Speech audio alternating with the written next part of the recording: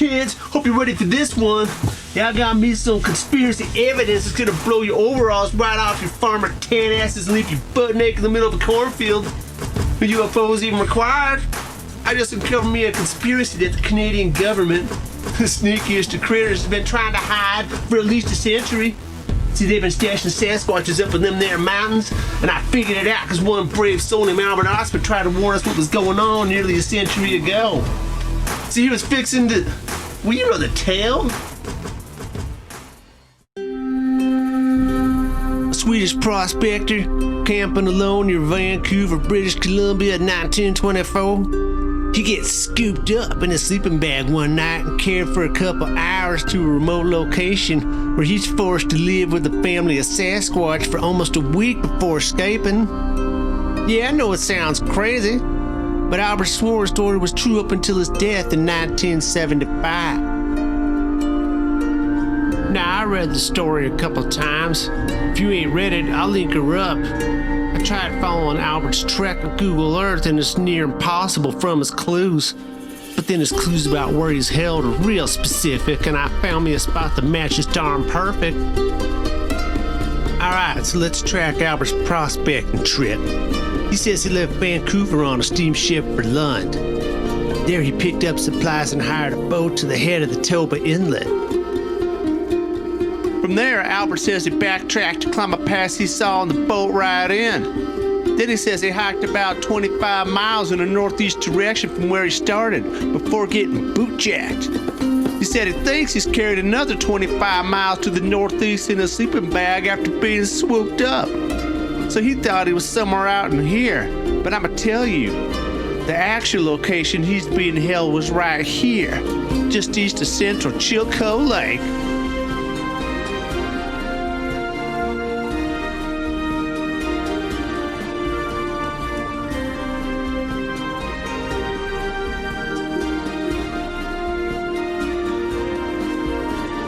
Now I think this is fault because I'm a bloodhound and I mashed up all his clues.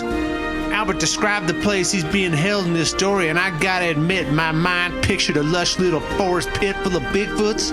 But then after I reread his story, I laser honed in on the bountiful evidence showing he had to be above tree line.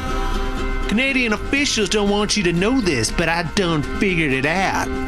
And then naturally, once I knew this and began looking for a Bigfoot pit above tree line in the general vicinity, I found me the summer home for a family of Sasquatch from Albert's story nearly 100 years ago. How do I know? Easy. Just need to follow Albert's clues chronologically and see how well this location fits them. That's all. Clue number 1 picks up where Big Papa Squatch finally puts Albert down. The ground was sloping, so when he let go of my sleeping bag, I rolled over head first. So obviously there's a real steep part of the basin floor where Albert's dropped off. We should have been somewhere around here from the story. But granted, this clue could describe any location out here in the mountains. Clue number 2 is more helpful. As the sun begins to rise the first morning, Albert mentions, I can now make out mountains all around me. So here's the view he would have woke up to. Panning around, nothing but unobstructed mountain views.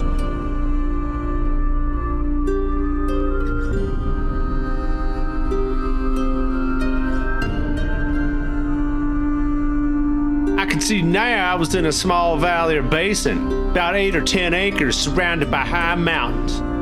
Now if I outline the base of this here basin, the size is certainly about right.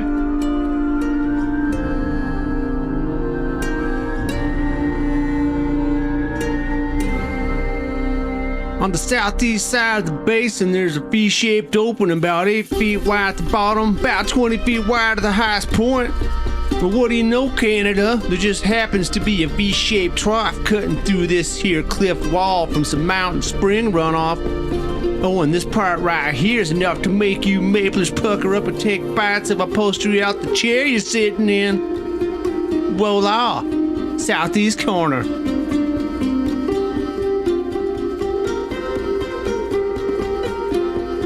I moved my belongings up close to the west wall. There were 2 small cypress trees there. Now the resolution ain't fantastic, but there's some big old bushels of greenery speckled in around this big old rock. Can't really tell if it's trees or whatnot, but something green right along the west wall.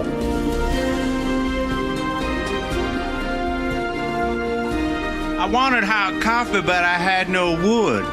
Also nothing around here that looked like wood. Now ain't that interesting? It's actually near impossible to find anywhere or anyone without wood near Vancouver. That is, unless you're above tree line. I had a good look over the valley from where I was, but the boy and girl were always watching me from behind some juniper bush. This is from his first morning in the basin.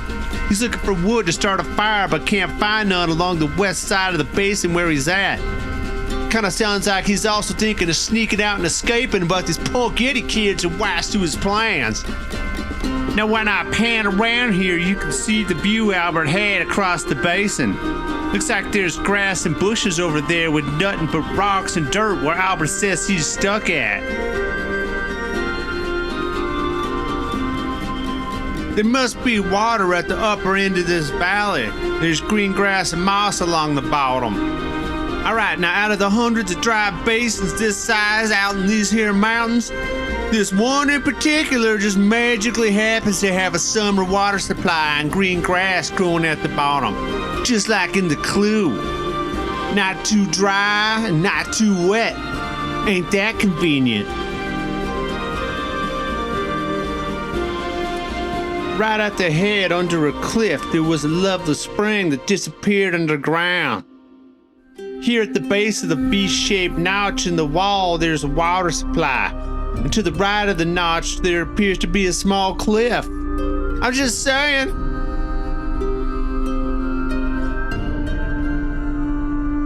On my way back from getting water, I noticed where these people are sleeping. On the east side wall of this valley was a shelf in the mountainside with overhanging rock, looking something like a big undercut and a big tree about 10 feet deep and 30 feet wide. And if we pan to the eastern wall of this valley, you're gonna see it's chock full of shells in the mountainside, just like the clue. And I can't tell exactly where Albert said they set up shop, but he said the floor was covered with dry moss, and he saw blankets woven out of bark stuffed full of moss too. So he was close enough to get a real good view of their setup, all without being able to wander around much. This is as he's escaping. I started for the opening in the wall and just made it. The old lady was right behind me. I fired one shot at the rock over her head. I injected another shell in the barrel of the rifle and headed downhill. I was in a canyon and good traveling, and I made fast time. So there you go. He done said it right there that he ran downhill while escaping. The man was clearly being held up high in the mountains.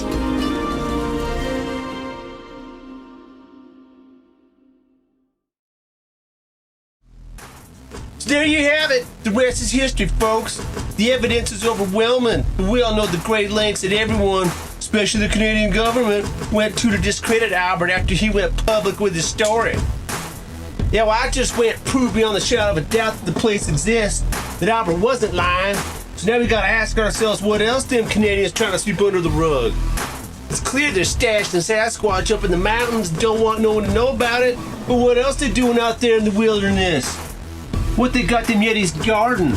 And why ain't they 9-foot tall monsters playing defense for you anyway, Canada? Huh? I mean, why can't you just build up an enormous military like everyone else? Unless you're guarding something the rest of the humans can't know about. What was Albert Ostman getting too close for comfort to in 1924? Lots of questions. But I think I know the answer. Interdimensional Bigfoot and alien portal. Alright? I keep reading that Bigfoot is an interdimensional being, so it just makes sense that the Canadians stuck a big portal up there by Chilko Lake, and they got them Sasquatch up there guarding their dirty little secret. Tell us about your Chilko Skinwalker Ranch, Canada. We want answers. Time to come clean. I got you in my crosshairs and ain't nobody better at doing their own research than me. So now I clued you into what's really going on. You can help me keep an eyeball on these sneaky Mapler slime balls. I can only imagine what they'll try next in their quest for Canadian world dominance. We should all be thankful for the extraordinary lengths that Albert Ostman went to nearly a century ago, leaving us clues about these sinister plans. The world thanks and respects you, Albert. Alright, well that's all the time I got for this week's story, kids. Hope you enjoyed the IQ boost. Till next time, keep your head on a swivel and watch your six. Peace.